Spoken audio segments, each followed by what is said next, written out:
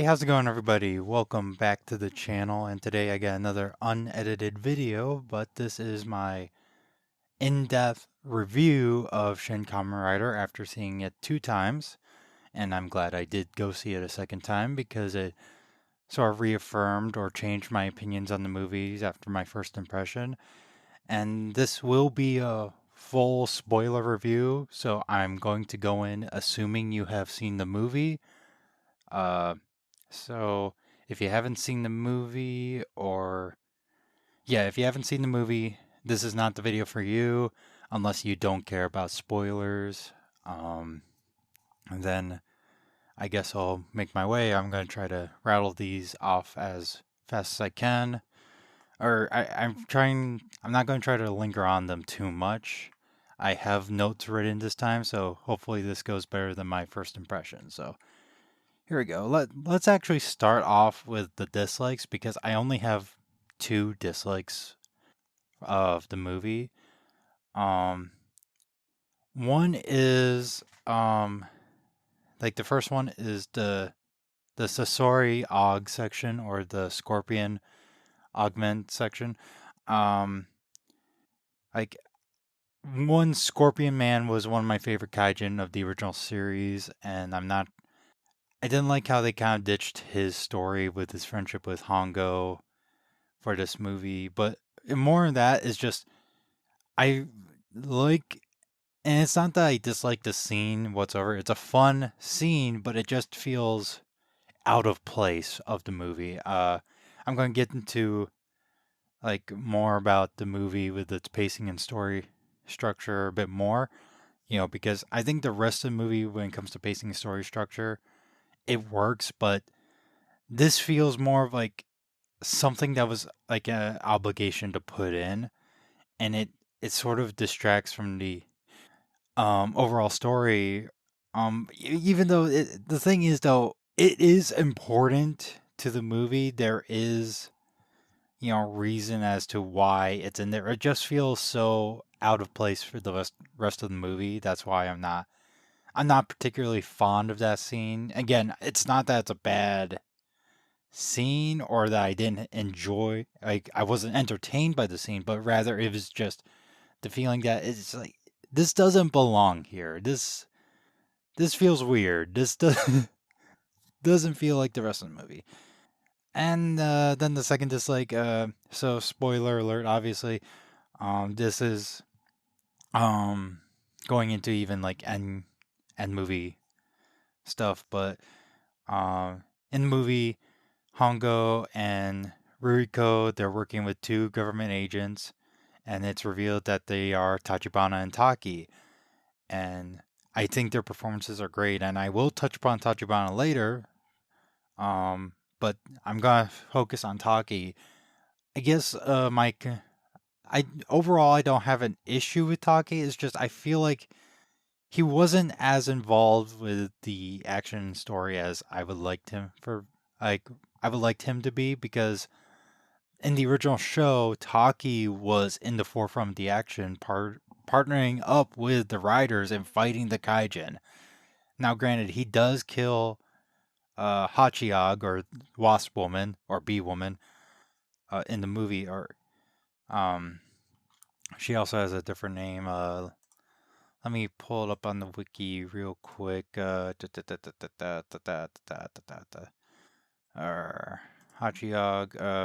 Yeah, Hiromi. Hiromi. I knew it started with an H. Hiromi, who's also based off Ruriko's friend in both the manga and the original show.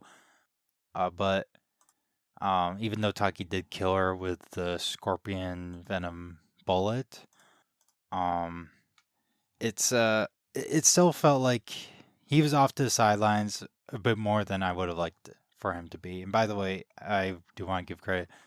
I like Takumi Saito's performance as Taki. I like all the actors' performances. I don't think there was a bad performance in the movie, so to say. And I also kind of like the fact that Takumi Saito plays both Taki in this movie and Ultraman, or Shinji in Shin Ultraman. uh, so even more reason why I wish he was more involved with the action, because we could have gotten Ultraman, Ultraman and Kamen Rider fighting alongside each other. But hey, who knows if there's a sequel? Uh, hopefully we do get it. So with that out of the way, let's get into my many likes of the movie. So I really like Hongo. Okay, so Takeshi Hongo, or Kamen Rider Daiichigo, is played by Sosuke Ikematsu, and he does a great job. Um, and I really like Hongo's character overall. It's a little bit different from the original show. Like, he's not as confident at the beginning, but I really like his personal struggle uh, eh, and his unwavering kindness. That's how I wrote it in the notes. What uh, what I really enjoyed about the struggle is, like, so in the original show and manga respectively, Hongo struggles with his, new cyborg body, and his humanity. And they do play and go, like, this is what I mean about the first impressions, where I was being vague about it, but here's what I meant. I like how they go more into his struggle with his cyborg powers, but the direction that's taken, it's more of like, you know, he actually wanted this power, but now that he has it and realizes it's a terrible power, like, he doesn't want it at first, because the thing is, it's like he has a backstory of his father was killed trying to de-escalate a hostage situation, and Hongo blames himself because for not having the power to save his father. So now that he has the power, he's but it realizes how terrifying it is, because he was literally just one punch man at the very beginning, just taking out uh the henchman, the combat man, shocker combat man, with like one punch, basically, and turning their heads into watermelons. And it was just like effortless for him, and it's just a terrifying power, and he has to come to terms with it. But at the same time, his kindness is very unwavering, and he genuinely wants to do the good thing for others. And he goes against with a lot of the other augments, their personal goals, because it's just, I mean, obviously the other augs have a really really sinister goals, but with him, he takes his kindness for others and wanting to protect others, is like very unwavering. He's not willing to back down from his kindness whatsoever. And he has to come to terms with his powers, and that he must sometimes take a life, or take the lives of these augments, being able to, you know, using the power that's granted to him in order to save countless of lives. It's a very interesting struggle. And again, it's like, it helps that his kindness is just unwavering. He is a genuinely kind person, and that is both his, to quote Tachibana, that's both his strength and his weakness, is his kindness. Um, and it's really, like, nice to see, like, towards the end of the movie, right before the climax, or right before the battle with the, I'm just gonna call them Shocker Riders. They're like they're called something else. They are Phase the phase variation Bada augments. Yeah, I'm sticking with Shocker Riders. um, he has a talk with Tachibana and Taki, and Hongo, is like, look, like, he admired his, like, father for his kindness towards strangers and wanted to be like his father, but he doesn't want to be his father in the fact that, Hongo wants to use the power that he's been given to save others. He wants to use his power because his father was a cop, and he didn't use his gun. I mean, that's a whole can of worms, and when it comes to U.S. politics, but um, like, I don't want to get into that, into too deeply because it's just a whole different can of worms and not the right video to talk about them. It just because there is a lot of gun violence and like police brutality that's just so ridiculous. But for the purposes of this film that was made in Japan, it works.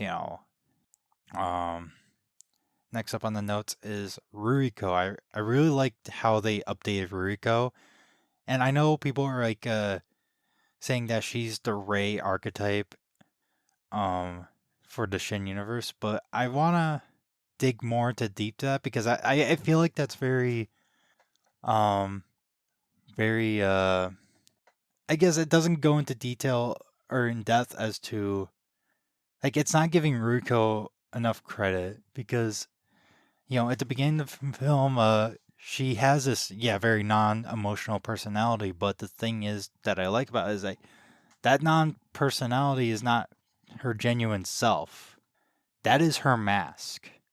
And I'll touch about the mask part a little bit more, but that's Ruriko's mask to protect herself from being vulnerable, towards others. Like he is, very uh what's the best word to say? But not harsh, but just straightforward and with Hongo when they first meet, but I like as their relationship, not their non-romantic relationship, mind you, but their relationship grows throughout the movie, and her emotion, like her non-emotional mask, is continues to slip the more time she has with Hongo, and how like, and it completely slips once she has full faith and trust with Hongo.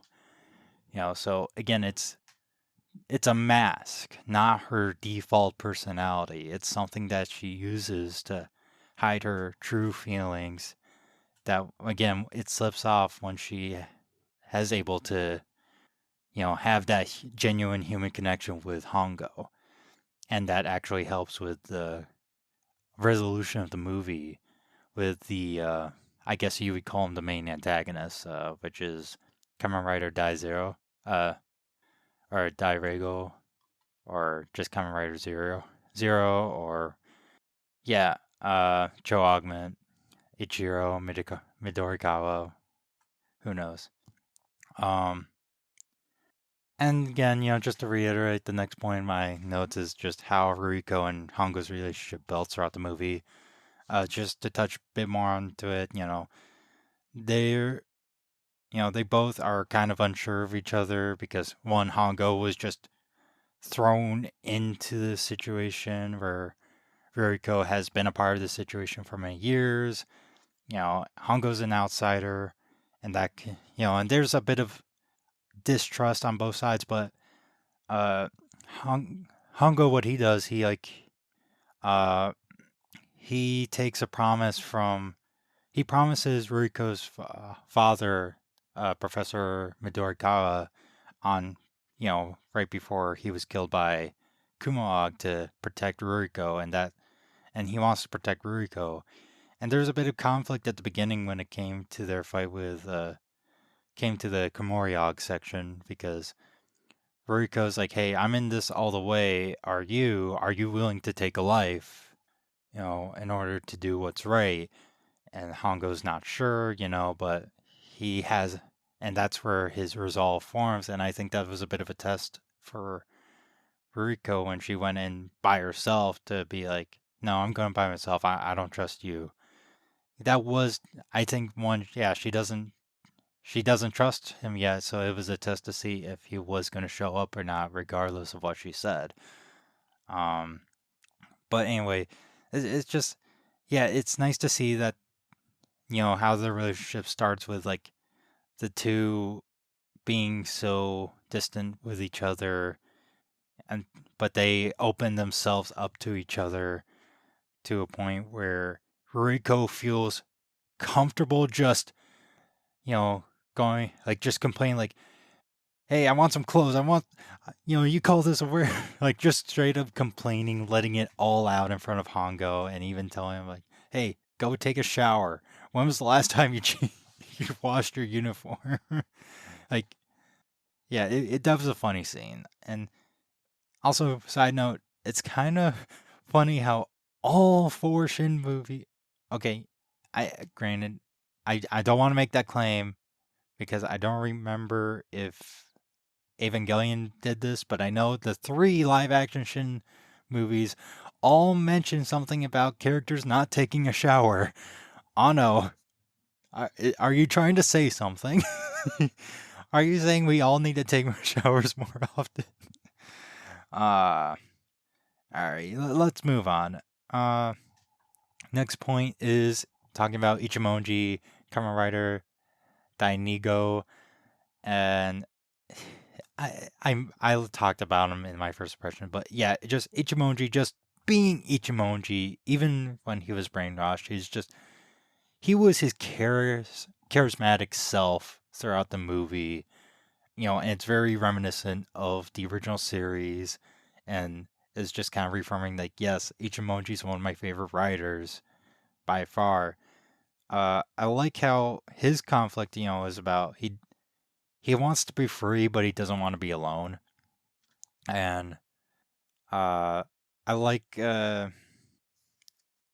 how even though he's brainwashed, he still shows kind of like care for Ruriko's safety because you know he goes like, "Hey Hongo, if you don't give it your all and I kill you, what's gonna happen to her?"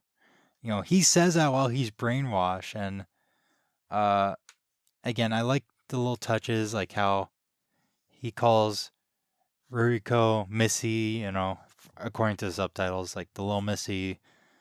He has that charisma to him, and I love how even he has like his mask and whatnot, and I liked how he goes from wanting to be a lone wolf and wanting to fight Shocker his own way to being willing to fight alongside with Tachibana and Taki, who he initially distrusts because government and whatnot. And also, it stays true to his like journalist roots. Um, and we do get a nice scene of them fighting the Shocker Riders and Kamen Rider Zero together as the Double Riders. It was really cool, and then I'll talk about the ending a bit more because I think that's just beautiful. Um, but yeah, I don't really have much to say other than Ichimonji was GOAT. And then for the next point, let's talk about Shocker for a bit. Now, I know Shocker for this movie, they were going into more of the cult aspect. It was in a, I forgot the cult's name, but it's definitely paying homage to. I don't even want to say paying homage, but it's that's not the right word for it. But it's more of just it was inspired. Like this version of Shocker was based on a real life cult in Japan. A pretty recent one, if I remember correctly. I don't remember the name, and I didn't do much research on it, but if you know, you know. The hint is in that Shocker is an acronym in this version, and the keyword being happiness. You can find it on Google, but anyway, even though Shocker has a cult like influence to it for this movie, I did like how they decided to keep some of the fascist roots, the fascist roots of Shocker from the original show and manga, and I think that's important for Shocker to still retain those because especially nowadays in America, that's a really big problem right now is fascism. As there's too many people feeling really too comfortable, like more comfortable than they should wearing, I can't say it, but just it's a red with a white circle and a swastika. Too many people are really okay saying that they like fascism. Too many people. Anyway, real world stuff aside, uh, again, I think it's important for Shocker to to be like to continue on like being the villain to retain the aspect and not remove away and let me give you some examples of what I'm talking about. So again, it's like I'm not saying Shocker in this version is like full on fascist, but I'm saying it has some of the fascist roots, and we can dissect it with the augments. Um, so with Kumo the spider augment, uh, he has this very, you know, racial, like he believes the augments are their own race and being basically, as he separates augments from humans, and he believes that augments are superior and that humans should be killed. So there's definitely like a profound racism in there, into at least Kumaog's beliefs, that hey, we're superior, and it makes me happy to kill humans. Um, so there's like one aspect of genocide in there, and the other is with Komoriog, the bad augment, who literally creates a virus as a means to not only control the populace, but as a way to commit genocide against those he sees like as people holding back human society. And obviously that's a very, very bad thing to do, but he's using chemical warfare to basically commit, to as a means to commit genocide. Like that's what he wants to do. Like that's what he believes is best for humanity. And then with the final augment I want to talk about is Hachiog, or Bee Woman. I mentioned her a bit, and how she wants to control the populace by removing individual free will. Sort of just like this dictatorship like relationship where she and Shocker are the heads and everybody else is slaves, without free will. It's very in line with Shocker from the heyday and their fascist ideology. And I also want to briefly mention that Shocker in this version was very much corporate backed. Like this was founded by a billionaire. So take that for what you will. That's another aspect there. But yeah, I really liked how Shocker was in this movie. Um, then next up is the theme. Like I really like the theme of like how you can't really have happiness without facing pain and hardship. Like there is no happiness without, going through those hard times. It's like you can't have one without the other. In fact, there's a play on kanji where uh pain is just like one stroke away from happiness or something like that, and then uh I believe it's Nayuta Web. Let me look it up real quick. There's a Twitter and YouTube channel you should look up. I have it bookmarked, so I'm sorry. Ayaku Web. Go follow them on Twitter and YouTube. They got great content, better than mine. But they have a tweet, where they analyze, the happiness and pain quote as well as Ichimonji's inclusion in the movie. It's a really good analysis of it all. I gotta pick things up a bit just because I'm running out of time. Now remember how I mentioned how Riko is wearing a mask? Well, what I like is how each character or major character in the movie, everybody's wearing a mask of sorts, either literally or metaphorically, and that's to hide their fears and to hide away from human connection. Like the government agents, Taki and Tachibana, they don't reveal their names until the very end because they do not want to have that connection. They do not want to get emotionally involved. So that's why they call themselves as nobodies throughout the like majority in the movie. Then I mentioned Mariko's mask, being that non-personality and whatnot. So it's really interesting how I like about that. And then speaking about Tachibana, I really want to give a shout out to Yutaka Takenuchi. He's been in all three live action Shin movies as a government agent, but here he plays Tachibana, and I haven't seen anybody really talk about his performance as Tachibana. Maybe because it's subtle, but I think he did a really good job portraying Tachibana because there's some subtle nuances with his, like, you know, from the original Tachibana from the Showa series, like the main Showa series, that uh where he plays like where he captures those subtle nuances of the character, with his like line delivery and body movement, and there's a scene where he does play as a mentor figure to Hongo, and that's the scene where Hongo reveals his father's death to those two, and Tachibana, goes like, "Hey, everybody has to deal with um, despair in their own way." So there's a moment of him being a mentor. Uh, I mentioned this in my first impressions, but I really liked the action, and it was fun and visually interesting. I love how they played with the frame rate, especially in the Hachi battle. That was really unique.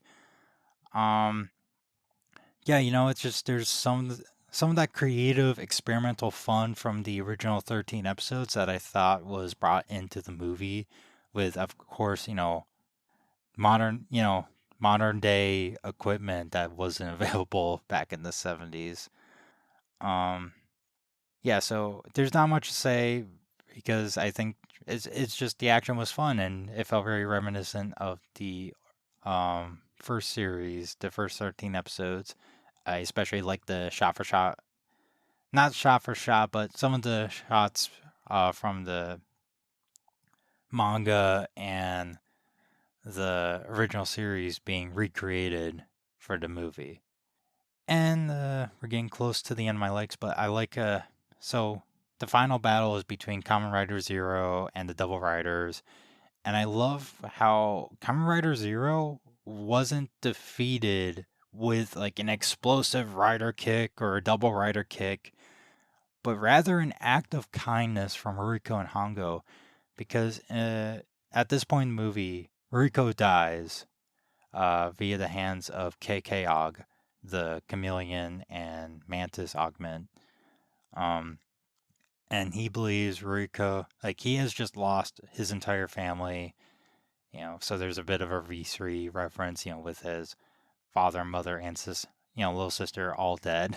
But it's revealed that her soul lives on in Hongo's mask, and Hongo puts on um, his mask onto Ichiro's, and there he's able to reunite with his sister, and Ruriko offers a place in the helmet, but Ichiro knows like no, I know there isn't enough room in this helmet for all three of us because Hongo does die in the movie.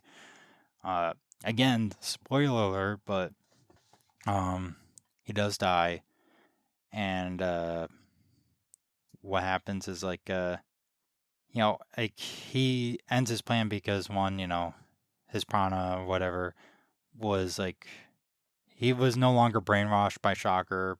He got rid of his brainwashing, but also he like removes himself from the equation of the helmet just because he doesn't want to lose his family again. Like he can't lose Ruriko again, so he's willing to sacrifice himself. So that was cool. And the ending the ending was really heartfelt. So at the end, Ichimonji's by himself. He lost his mask during the fight, and he's about to hang up his scarf of Kamen Rider before Taki and Tachibana return with Hongo's mask, and Hongo wished for Ichimonji to continue on fighting as Kamen Rider, and they actually upgraded the mask to gave it the lightish green touch, and it looks beautiful. And he has the two stripe jacket now instead of just the one white stripe jacket.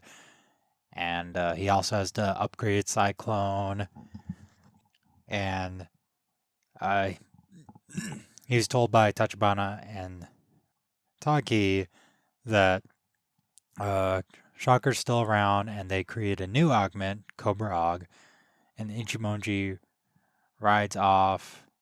Well, he's not just Shocker Rider number 2, he is, I mean, not Shocker Rider, Kamen Rider number 2, he is Kamen Rider 2 plus 1. And, yeah, it invokes a scene from the manga because, Ichimonji, he's riding on this bridge, like, he's riding on the cyclone, driving on the bridge, and Hongo's still in the mask, and, uh, Ichimonji and Hongo are having a conversation about, Ichimonji's like, hey, can you feel it? And Hongo's like, yeah, I can feel the wind, going through your body. It's like, and it's just like such a beautiful ending before it rolls to credits. It's just, I really love the ending. And yeah, so those were my likes right there, the likes I put on the notes. There's a couple notes that I had that, I put in that just didn't fit with the like and dislike scenario. The first one is like, so I said I really glad that I waited to watch the second time before doing a spoiler review, and that's because some of the issues or the things that I didn't vibe with weren't issues the second time around. It was weird. So a lot of people, said that the pacing or what I interpret as the story structure and the lighting, especially during the tunnel scene against the Shocker Riders. Um, so people had, let me backtrack. So people had problems with the story structure and pacing. Felt it was a little weird and wonky. And then there was a lot of people having issues with the lighting of not being able to see much with the tunnel scene. And admittedly, yeah, the first time watching it, the tunnel sequence, the tunnel fight was not, you know, like it was a little dark. I'm not gonna lie. And then the second time, none of it was a problem. And like I admit, like the first time watching it, I had trouble initially vibing with the movie. Like I wasn't with it while I was watching it. This time around, I was completely vibing with the movie, and the dark fights, like the scenes at night that were dark, uh, and the tunnel fight that was the egregious one that was dark wasn't a problem. Like I had no problems, gauging with the movie or the tunnel sequence. Like the tunnel sequence, strangely enough, sorry, I just didn't have troubles like seeing anything that's going on. It was so weird. It's like maybe it's because I did see this movie and I know exactly what to expect. I know exactly what to look out for, and open myself up to, like it's just like this movie really clicked with me the second time watching it. It was a weird yet magical experience. And again, the lighting, that's so weird. It shouldn't be like, oh yeah, it was better the second time around. How could it be the better? There's nothing objectively different between the two times, but for some reason, no issue second time. You know, uh, yeah. So I think people had, didn't really vibe with it or had some issues first time around.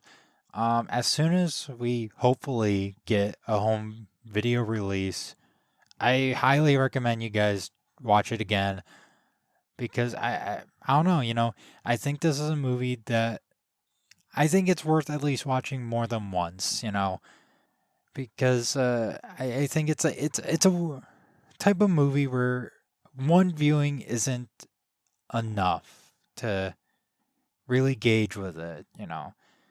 And again, too, though, I do have a bias because I do like Kamen Rider, especially Ichigo's. I was introduced to Kamen Rider through Ichigo, so I do have a bias. But again, with this movie, I do think that more than one viewing is required if you want to give it a second chance or just like engage with the movie more.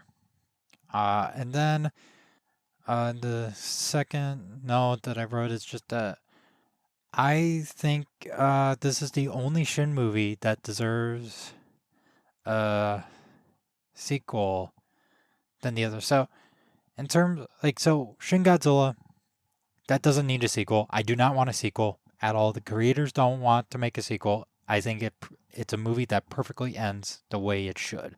It's a perfect ending for Shin Godzilla. Shin Ultraman, I would not be opposed to an end like a sequel to Shin Ultraman, but the way that movie ends, I think it wraps everything up and I don't need a sequel. Here though, not only would I not be opposed to a Shin Kamen Rider sequel, I actually want one because while all the Shin movies have some open-endedness to them, here though, I think it really leaves itself open for a sequel, and Ano wants to do a sequel, so um, here's what I mean. Uh, so with Shin Kamen Rider, I call Shin Kamen Rider like this one Hongo's story. This is Hongo's the main character. This is his story. It We follow his character development. However, even though Ichimonji was introduced in this movie, and he is GOAT by all means, I think he deserves his own movie. I think he needs a movie where he's front and center. And of course, we it's Kamen Rider is a bit different because the original series, I should say, is more meaty in terms of the quantity of content than the original series Ultraman and the original Godzilla movie. Um, those are like the influences or the base inspirations for Shin Godzilla and Shin Ultraman. Um, because there's 98 episodes to pull through. Um, there's so much story left from just the original series of Kamen Rider, and even still from the manga. They didn't explore everything from the manga. They explored all the I don't want to say first half, just a little bit more than the first half. About 2/3 of the manga. So there's plenty of room to explore. And again, they flat out said that Shocker's still out there. There's still a story that can be told. And Ichimonji, I want to see Ichimonji's continuing fight against Shocker. I think there is a movie there. And with the title that Hideaki Anno was going with World of Mask, yeah, I would love to see him adapt that part of the manga, the World of Masks part, and maybe put an end to Shocker, because again, Shocker's still there. Shocker's still making augments. Um, yeah, so there's that, and I don't think we're gonna get a sequel anytime soon, unfortunately. Not because I don't think Toei wouldn't be interested in making one. It's because if I remember correctly, Ano wants to take a break, so let Ano take a break, and I would like him when he's rested to hopefully Toei wants to work with him again and make a sequel to Shin Kamen Rider because I'm all for it. I'm all for seeing a Shin Kamen Rider sequel. And yeah, just I want to end with some couple of things. I want to point out that the second time going for Shin Kamen Rider, the theater was a bit empty. The first time though, Wednesday night, it was surprisingly a good turnout in my local theater, especially compared to Shin Ultraman. So, that was really cool. And I want to talk about, during the credits, both times. Once Let's Go Kamen Rider, I'm sorry, Let's Go Rider Kick, I was singing along. Like, the first night I was with a friend, uh, and we were talking about the movie, and then I had to, interrupt him, like, hang on, no, nope, I have to sing along with Let's Go Rider Kick, because I want to hear that in the movie. And then there was a little thing at the end of the credits where they played a montage of clips from the first um 15 or so episodes of Kamen Rider on the big screen, and they were playing the first version of the Let's Go Rider Kick sung by Hongo's actor Fujioka-san. And not gonna lie, the first time I saw that on the big screen, I was getting a little emotional because, like I mentioned earlier, Ichigo was my introduction to Kamen Rider. He's one of my favorites. The original series is one of my favorite entries. I really vibed with the original series. I'm a Showa era fan. um, and yeah, it's just like seeing those clips on the big screen. It was a little bit of a emotional pull on my strings on the nostalgia bone. Just like yeah, it's like oh my god, that's Kamen Rider on the big screen. That's when it like clicked for me for weirdly enough. But yeah, if it was a real magical moment. Yeah, so I definitely want this to come to home video soon. Hopefully we get a Blu-ray. Please, for the love of God, give us a Blu-ray. Don't just lock it up on streaming. We've seen how that happened with Kamen Rider Amazons, and probably the fate that lies for Black Sun, unfortunately, uh, in a few years' time. But it's like I want Shin Kamen Rider on physical media, and I feel like once I get my hands on it at home, I might delve into the movie deeper, like I will eventually do with Shin Ultraman once I get my hands on the physical media. But yeah, that wraps up my spoiler in-depth thoughts on Shin Kamen Rider. So overall, I really, really enjoyed the movie. Much, I especially vibed with it more the second time around.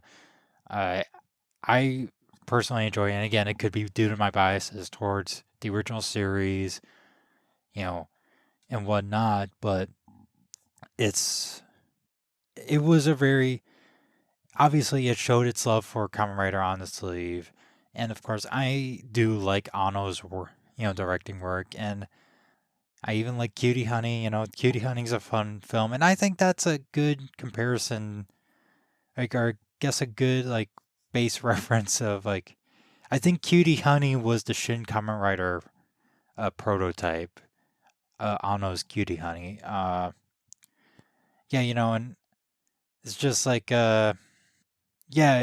I just again I really enjoyed this movie. I don't really have much to complain. Where would I put it amongst the other Shin movies? Honestly, I don't know. I hate to do that. I really enjoyed all four Shin movies a lot, and it's hard to really rank one over the other. And I feel like more time I spend with these movies, more my opinions are going to change. One day I think Shin Godzilla is the best one. Then the next will be Shin Ultraman, and maybe one day it'll be Shin Kamen Rider. But we'll see. It's just like they're similar but different films at the same time. Yeah, that wraps it up for this review. I hope you enjoyed it. I hope you stick around for my thoughts. Um, Probably going to do a bit more unscripted videos just to get more content out there, but not to a point of where I feel obligated to get something out each week or something like that. Um, I might do something for the end of Geats coming up, unfortunately, soonish. I'll probably have my thoughts on Geats, just not a review, but just an overall thoughts on the series. I might try to do something like episode discussions of Blazar. I can't promise weekly, but I definitely will do something for the first episode to get my thoughts down.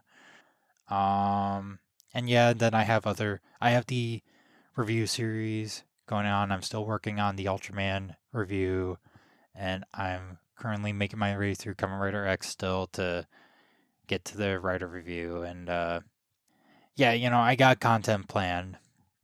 And yeah, so if you liked what you heard, if you liked uh, what I do here, or just are interested in some of my actually edited, production value work, go ahead and subscribe. Look down my previous videos. Comment down below what your thoughts of Shin Kamen Rider were, if you got the chance to see it, and if you haven't had the chance to see it yet, and you did stick through my spoiler review, I hope you actually get to enjoy the movie. Whenever you can. I hope it comes to you. Um, And yeah, if you could leave a like if you like Shin Kamen Rider, that'd be awesome. I'm also on Twitter, Instagram, Tumblr. I'm hoping to open up some online store soon, but hey, if you want to support me, I also have a Ko-fi opened up. If you want to just leave a couple bucks, that would be much appreciated. And yeah, and that should be it for the video. And I think the next video is going to be my thoughts on the Ultraman anime, the Netflix anime, to be specific. Not a review, but again, just thoughts. But yeah, until then, can't wait to see you next time. Take care and shoo watch!